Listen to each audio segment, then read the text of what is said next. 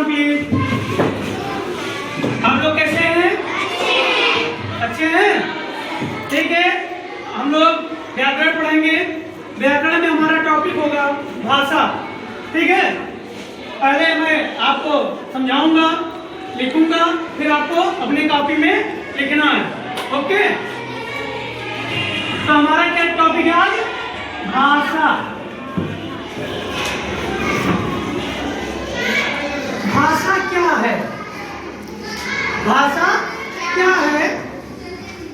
हम लोग देखते होंगे कि पेड़ पौधों की आवाज निकलती है, जानवर की आवाज निकलती है, हम लोगों की आवाज निकलती है, यानी कि जो पशु पक्षी हैं या मनुष्य हैं अपनी एक अलग अलग आवाज निकालते हैं।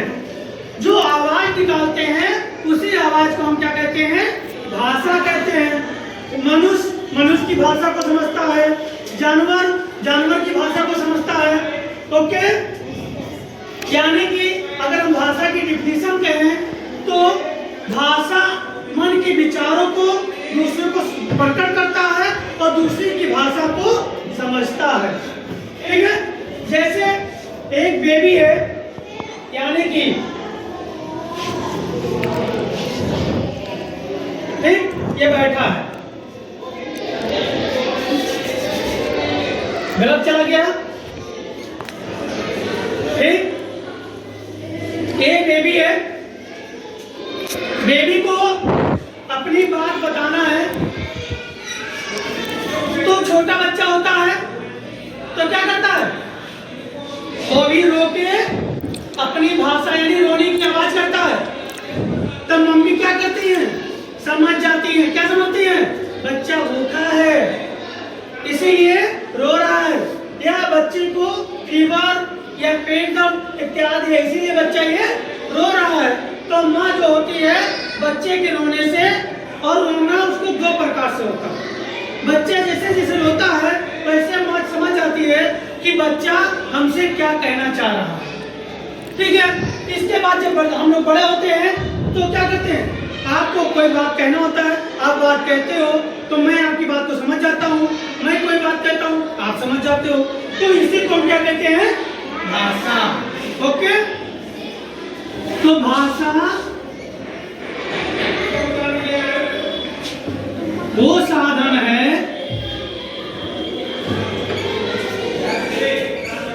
वो साधन है जिसके माध्यम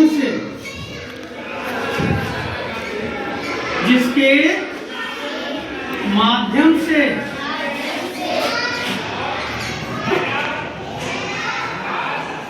हम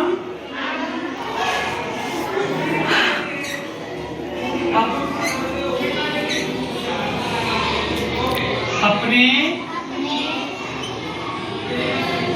विचार व भावों को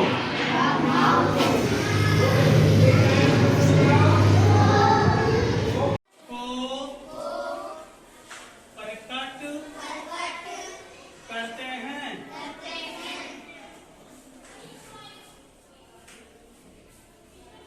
वह विचार दूसरे का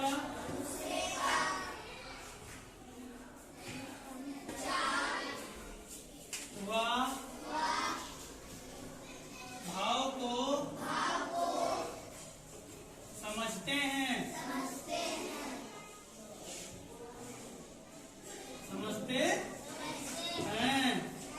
ओके, यानी कि जब हम दूसरे के भाव को समझते हैं वह अपनी बात को, भाव को या विचार मतलब बोल का भाव यानी इशारा या कुछ करके जब हम प्रकट करते हैं तो उसी को हम क्या कहते हैं?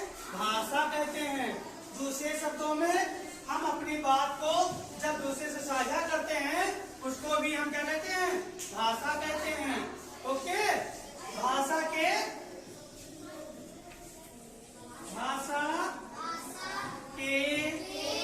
तीन प्रकार हैं।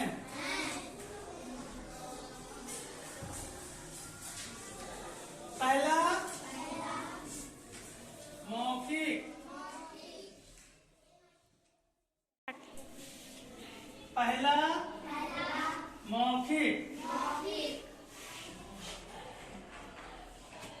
भाषा, दूसरा लिखित भाषा, तीसरा सांकेतिक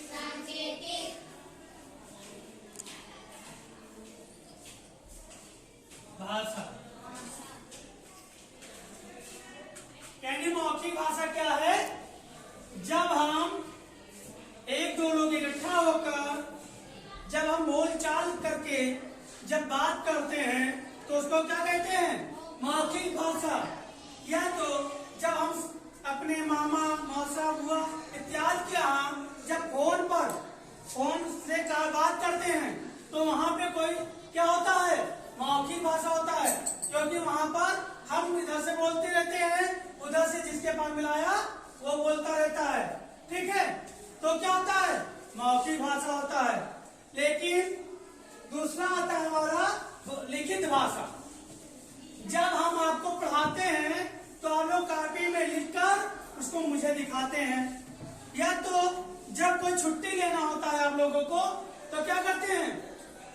एक एप्लीकेशन लिखते हैं कि सर आज मेरे घर में काम है या मुझे फीवर हो गया है तो इसलिए मैं आज विद्यालय नहीं आ पाऊंगा, मुझे 1 दिन की 2 दिन की छुट्टी देने की कृपा करें। तो आप क्या करते हैं? एप्लीकेशन को लिखते हैं और किसी के द्वारा या स्वयं मुझे दे देते हैं। तो क्या होता है? जब लिखित भाषा होता है, क्या होता है? लिखित भाषा होता है। जब हम कोई चीज लिख के देते हैं, लिख के बताते हैं तो हमारा क्या होता है? लिखित भाषा होता है। सांकेतिक भाषा, जब बच्चा बोल नहीं पाता है, जब बच्चा बोल नहीं पाता है या कोई दिव्यांग होता है, यानी मुंह से बोल नहीं पाता, दिव्यांग होता है, वो कौन सा भाषा इस्तेमाल करता है? सांकेतिक भाषा। जैसे जब छोटा बच्चा होता है, 1-2 महीने का होता है, वो बोल नहीं पाता है तो क्या करता है? रोने की संकेत करता है।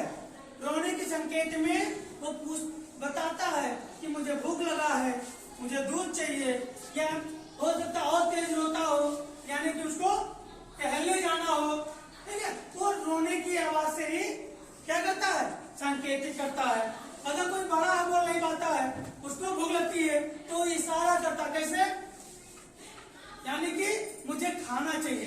क्या चाहिए? खाना चाहिए, या इशारा करता है पानी चाहिए, तो उसको हम क्या कहते हैं? सांकेतिक भाषा कहते हैं। ठीक है, समझ में आ गया? इस तरह भाषा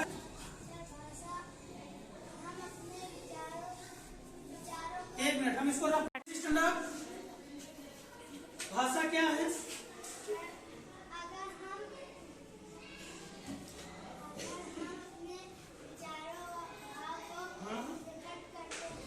यस,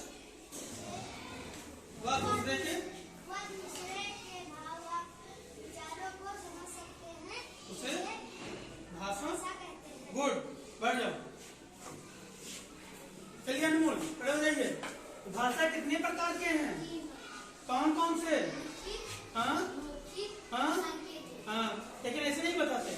लिखित भाषा, मौखिक भाषा, सांकेतिक भाषा। ओके, तो आज हम यहीं पर टॉपिक को रोकते हैं। कल इसी के आगे